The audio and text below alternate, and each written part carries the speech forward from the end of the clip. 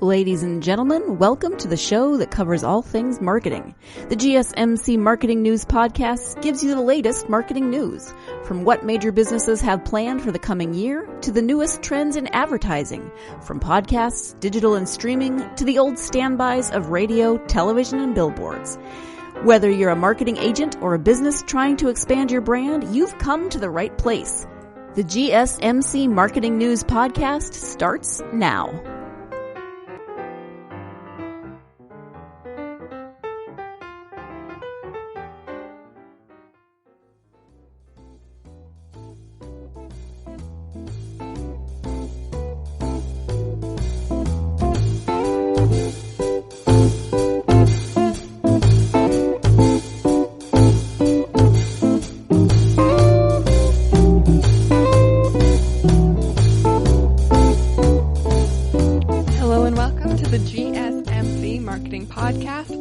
By the GSMC Podcast Network.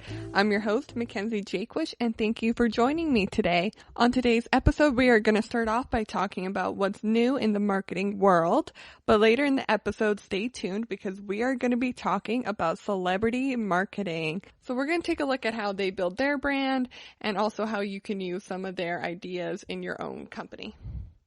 So to start off the show, let's talk about what is new in the world of marketing. Ignition One, who was a pioneer company in the digital tech marketing world, has officially closed their doors and has been sold off to parts to several different companies, two of which being Zeta Global and Publicis Media. Very interesting as well because Publicis Media was one of their main clients and they worked very closely together. And a report that I was reading that I will tweet out on our Twitter if you have any interest to read. It is very fascinating how this company started out as being, a pioneer in the industry and thriving to closing its doors and being sold for parts. So definitely a great read. Definitely go check out our Twitter to read the full article. So like I said, Publicis Media was one of the companies that bought the parts of Ignition One. Publicis Media contributed to most of Ignition One's second quarter. This is very interesting because obviously they had a very close relationship, and it will be interesting to see how many employees follow from Ignition One to Publicis Media, since there were probably a lot of people who worked on both teams. Ignition One isn't just closing their doors. Unfortunately, they're also facing a lot of lawsuits from an investment firm named Progress Partners and an ad tech firm named PubMatic, allegedly owing over $2 million in unpaid bills. Yikes, that is a lot of money.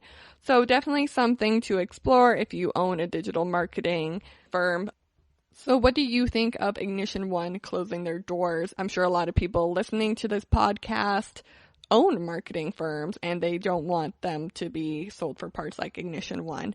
So what do you think of the closure? Let us know in the review down below or reach out through social media. Like I said, I will be tweeting this article from Business Cider out, and they definitely take a look at why Ignition One closed their doors and what led to their failure.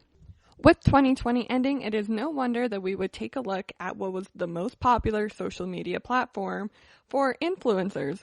For those of you that don't know, social media influencers are sort of the way of digital marketing, and we're going to be talking about them a lot in this podcast episode. So it turns out Instagram was the preferred choice of brands for influencers in 2019. So the article that I looked at compares the likes on Instagram, Facebook, TikTok, YouTube, Twitter, and LinkedIn. As a lot of you may know, getting likes on those pages is how influencers are able to get ad deals and grow their following and get a lot more exposure. So Instagram was definitely the favorite for all influencers, with 36% of their total likes coming from that platform. Followed closely behind was YouTube with 29%. Facebook with 24%, TikTok and Twitter tied with 5%, and LinkedIn with 1%. Now, a lot of people have been assuming that TikTok is going to be the future and that Instagram is sort of a way of the past. However, the article that I found shows that a lot of people actually don't use TikTok as a form of their marketing. So something new that also happened in 2019 that I thought would have swayed this year-end vote of which platform was the most useful to influencers was Instagram got rid of the number of likes for every post. So now when you post, it'll say somebody liked and thousands of others liked this photo, or hundreds of others and others liked this photo, instead of giving you a total number. And a lot of people were afraid that that was going to lower their exposure rate or was going to make them seem like they're not as big of a deal as they actually are. But other people were totally for this movement because it made it seem like a much friendlier platform and something that everyone could feel safe on. So the only issue that people really seem to have with this new feature is that it makes performance tracking harder. However, you will find that more people are more willing to like a photo or post a photo because the liking number is now gone. So the fear of being rejected or just another number, it has been taken away.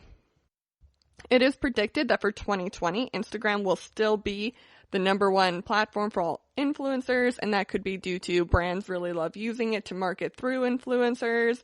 And honestly, I know a lot of people don't currently have Facebook, but I don't know many people who don't have Instagram. So the top 3 that are predicted to be the most useful for influencers are Instagram, TikTok, and YouTube. Facebook is a thing of the past, as we've all known, and Twitter is definitely still a great platform and is definitely still something that all influencers or people in the marketing world should have, especially when you're dealing with other organizations or you're trying to start a conversation based on your product. Say you're really into agriculture, then Twitter might be a good place for you because a lot of people have opinions on agriculture and you'll be able to have an open conversation over there while promoting yourself. All right, everyone, we are going to go ahead and take our first break of the podcast. When we come back, we'll be talking about some Hollywood marketing campaigns that have happened and what you can learn from them. So stay tuned because you are listening to the GSMC Marketing Podcast, brought to you by the GSMC Podcast Network. I'm your host, Mackenzie Cheekwish, and I'll be right back. Golden State Media Concepts Technology Podcast covers everything tech. The hottest mobile phones, tablets, games. We review it, rate it, test it. Whether you're Microsoft or Apple, Android or iPhone, we'll give it to you again. Black and white. The Golden State Media Concepts Technology Podcast.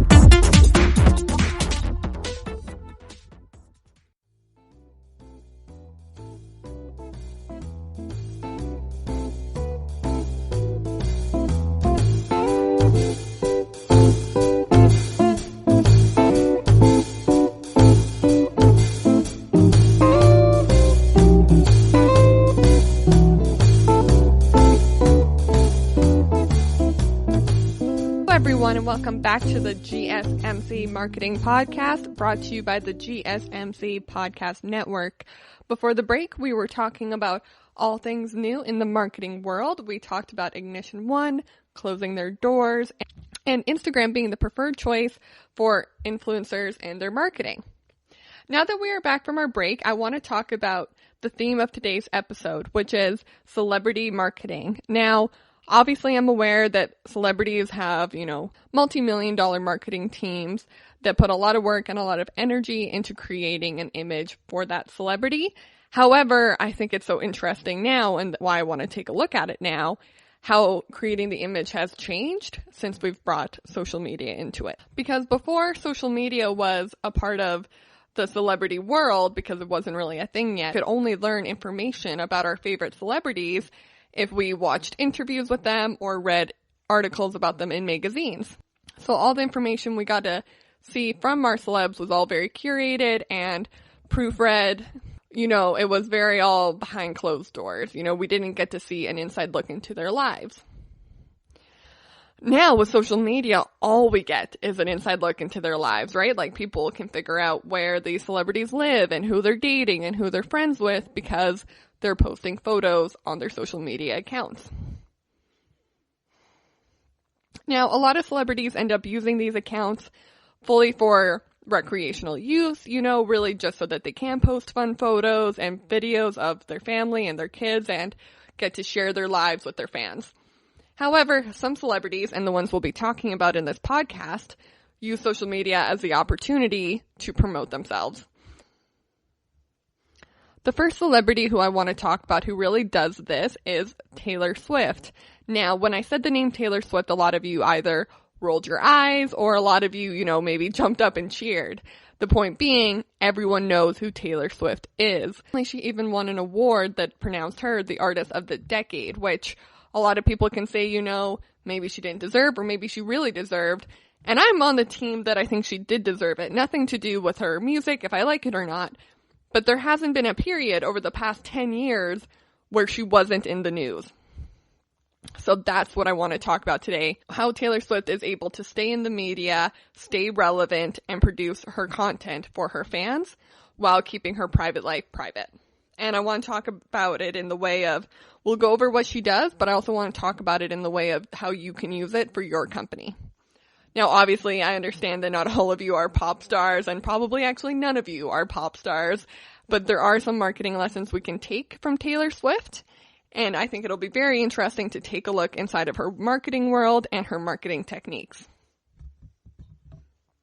So now Taylor Swift has obviously been very popular on social media for a very long time. She has 124 million followers on Instagram, and she is following absolutely nobody and only has 417 posts.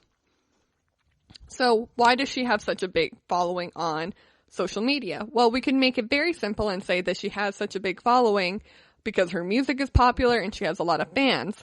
However, I think the reason is more likely is that she knows how to market and brand herself in a way that is appealing to a large demographic and is able to rope in those fans, right? Like, I'm a fan of Taylor Swift, but I don't love every song she puts out. I like seeing her post funny photos with her cats and talk about her celebrity girl gang and all that fun stuff. So the thing that we're going to really focus on here is what happened a few years ago when a lot of people might know about this or might not know about this. But a few years ago, Taylor Swift was called out for being a snake and her good girl reputation was sort of torn apart. And, Taylor Swift took this as an opportunity to create something bigger out of a gossip rumor. Now, obviously, there are always going to be gossip rumors in Hollywood and in the world, and it's up to you if you want to pay attention and listen to them. However, instead of just, turning a cheek to it and ignoring it, Taylor Swift took it as a marketing lesson. So, once her reputation was called out, she went into social media hiding. She went into social media hiding for about a year. She didn't post often. She definitely didn't post about her social life. And she kept things to a minimal. No one really got to hear from her or know what she was doing. Then suddenly she deleted all of her posts. Everything was gone. Her bio was gone and everything. And there was no longer any remnants of what had happened. There was just a blank canvas for her to restart on. And how did she choose to restart? There was about a week period between her deleting it to starting to post these videos. There are videos of no one could really tell what they were until they were all posted, but it ended up being a snake. And from there, she took on the idea of herself being a snake, and she changed the conversation from people calling her a snake to her calling herself a snake. She took on that persona, and it was all of her marketing was dark colors and dark schemes and dark themes and a darker mood. So she was letting people in on the secret of, you can call me what you want. She was sort of like acting in the way of how kids should act when they get bullied. Like, you can't make fun of them if they're making fun of yourself. And she was sort of giving a wink to her bad girl persona that everyone thinks she is. So with her new snake persona, Taylor Swift launched the Reputation album, which quickly became one of her biggest selling albums and by far one of her most successful tours that she has done. And she did all of this only by promoting through social media. She didn't do press tours, she didn't do interviews, she didn't do magazine covers. All of the promotion for the Reputation tour was done through social media and through her branding. In fact, there was a really good quote that I heard from her of, "There will be no explanation for Reputation." And it was sort of this like cheeky way that she was able to just put out her content through social media for her fans. And it wasn't about, well, she said it wasn't about making money. But obviously Taylor Swift ended up making a ton of money from that. And the album won a bunch of awards and was by far her most recognizable album to date. Now, what can we as marketers take from Taylor Swift's Reputation album and her Reputation marketing? Well, what's very interesting is that during the Reputation era, all of her posts, as I have said, were branded and marketed in the same way. She was a darker, more evil, more snake-like version of Taylor Swift. So gone was the old Taylor Swift, and all you could focus on was the new, because she deleted all of her old content. And what she really did, and I've said this already, but it's something we need to focus on, is she changed the narrative. She was in control of what people were talking about her, which is such a hard thing to do, one, in Hollywood, and two, in marketing. Because if you have a brand that is as big as the Taylor Swift brand, it is so easy for people to go after it that you need to find a way to be in control. And sometimes the way to be in control is to actually let go of any control you think you have and lean into it as much as you can. So what I want you to always think about when you're marketing yourself and your company and your brand is, how can I be in control of what other people are going to say? And how you do that is you listen to what they're already saying. And you either lean into it or you find a way to dramatically change it. So now, after the success of Reputation, Taylor Swift wasted no time at all and switched the narrative again to being, okay, the snake period is over. I am over everything that happened. I am letting go of the past. And here is what I want you to focus on now.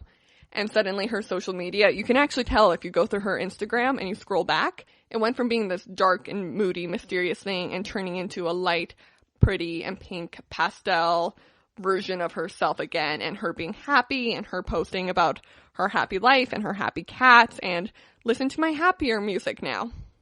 Lover is out now, and it is winning awards. Again, she won Artist of the Decade award and got to perform her Lover song. And honestly, she is just killing it at the social media game. And again, it's really all because she knows how to control the narrative.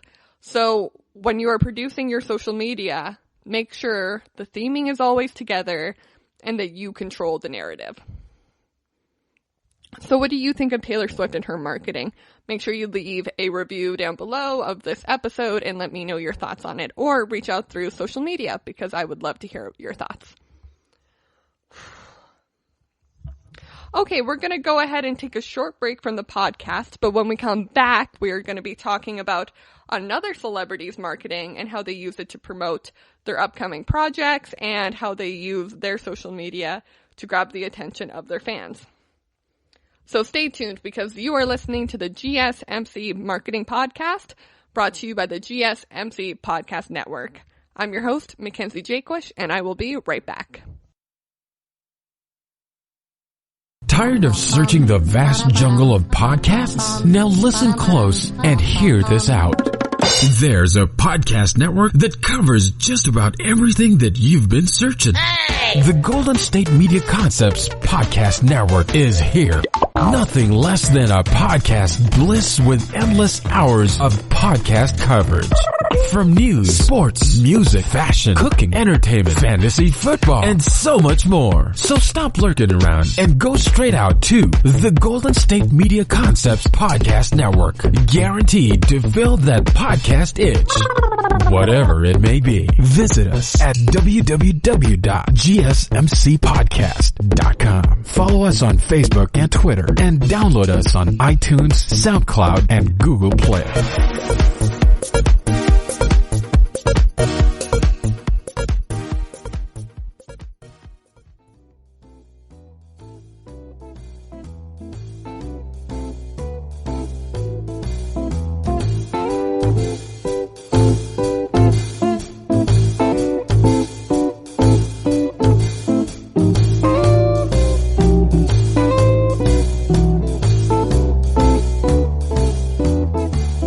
Welcome back to the GSMC Marketing Podcast.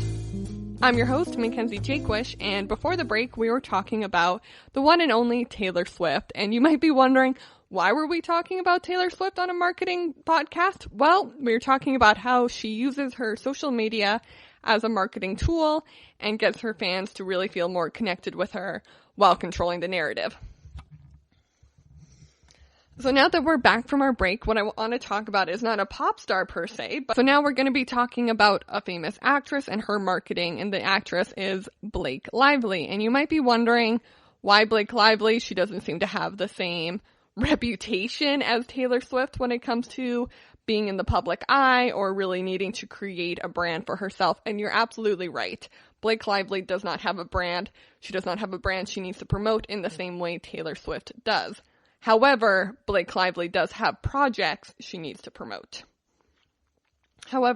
Blake Lively does have projects that she needs to promote, and she does need people to go see those projects because sometimes they're more artsy or they're more creative and they're not going to have a big Hollywood marketing budget behind them.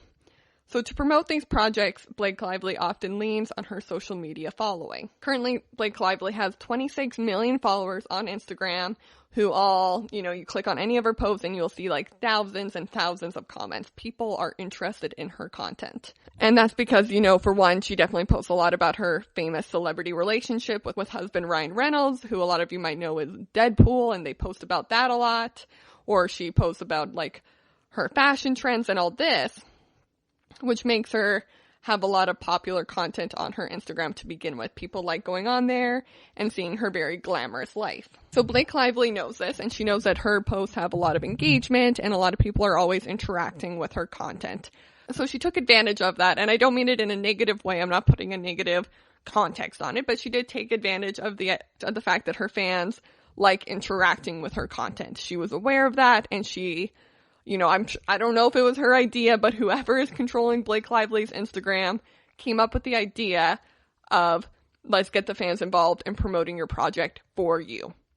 So for her movie, A Simple Favor, before the trailer was ever released or before even like a release date was set, Blake Lively deleted all of her Instagram photos and removed all of the people she was following, including celebrity husband Ryan Reynolds, and only followed people with the name Emily Nielsen. Her bio was changed to What Happened to Emily Nielsen. So right before she deleted everything, she shared a photo of herself playing hangman, with the clue being What Happened to Emily. Now some of the letters were missing because it is a game of hangman, but we can assume based off of what her bio was that she was trying to spell out the word Emily. So now, why did Blake Lively do this? Again, it's because she knew that her fans would notice if she deleted all of her content. And with them noticing this, it made them curious and it made them pay more attention to what she was doing and question why she was doing it. It made the marketing for the movie more fun and more interactive. Now, she wasn't the only one to do this for the movie A Simple Favor.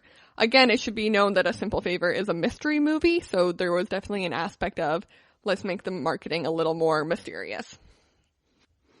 So for the movie, the marketing team put together fake Instagram profiles of the characters Emily Nielsen, and they put together fake Instagram accounts for the person looking for the missing person and also the missing person herself. So on the one Instagram, you got updated with videos and posts being like, what happened to my friend Emily? Have you seen my friend Emily? Here's the car Emily was driving. They made it seem like a real person was really worried about their friend who had gone missing.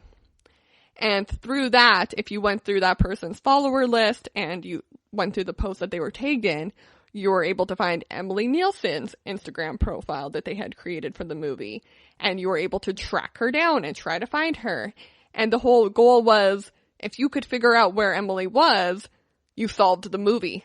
And guys, this all happened before the trailer for the movie was even released. People were trying to figure out the ending to a movie that they knew nothing about. Isn't that crazy? But no information was really given out other than these fake Instagram profiles and the content that they allowed us to see. Now, the turnout for A Simple Favor, the movie made $97.6 million and was given a 98% on Rotten Tomatoes. So the movie did very well. And it's interesting to question, would the movie have been as successful if they didn't do all these social media stunts? Blake Lively tried this stunt again with her movie The Rhythm Section, having deleted all of her posts and posting only the trailer for people to watch. The trailer has been viewed multiple times now by her fans, and people are eager to see her new film. Now let's discuss how you're able to use the techniques that Blake Lively and A Simple Favor used to promote the film. So the one thing that I think you can take away, there's lots of things that we can look at with branding and themes, because again, they understood that it was a mystery movie, so let's make the promotion also a mystery. Let's make all the marketing a mystery to the audience. That was really great branding and really great theming, and you should definitely take that lesson with you. However, I think the bigger thing here is to take away is that you should always be interacting with your audience and learning from them. They're going to tell you what they want and how to respond to your content. Blake Lively noticed that her fans were always commenting, always reaching out, and always, promoting her content for her. She didn't really have to do a lot of the work. She doesn't really have to write a caption. It doesn't have to be a great photo. People want to hear from her, so people are going to encourage her to post more. So what I want you to do is take a look at your current social media and your current marketing and look at what your fans are commenting and look at what your fans are asking for from you. From there, you can start to curate content that is more tailored to what your audience is asking for rather than telling them what you want. So it's a bit of an opposite lesson that we learned from Taylor Swift in the means of controlling a narrative. Instead, you're asking your audience to pick a narrative and you will create the content for them. All right, everyone, that is all for today's podcast. I'm your host, Mackenzie Jakewish, and thank you for listening. I so love hearing from you guys, so please make sure to write a review down below and reach out through social media. Thank you again for listening to the GSMC Marketing Podcast, brought to you by the GSMC Podcast Network. We'll see you next time.